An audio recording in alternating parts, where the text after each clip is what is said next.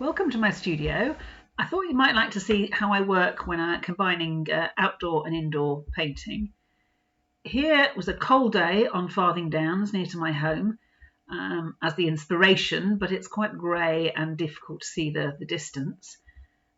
Take a look at my sketch, which breaks down the hills and helps me create depth and distance.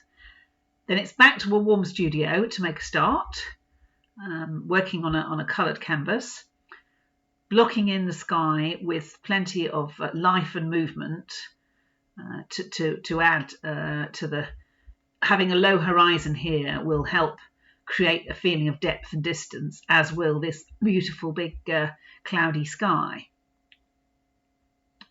As the clouds developed, I feel that they need lightening a little, so here I'm putting in a little bit more highlights into the clouds to soften them so that they're not too heavy.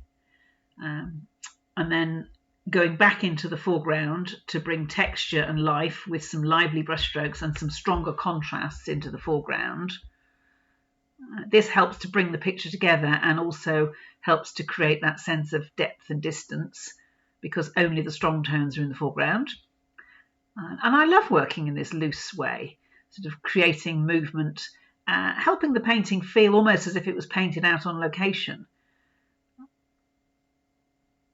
Just a few final touches into the middle distance here to fill in any gaps and soften any bits, any areas that I feel are too strong.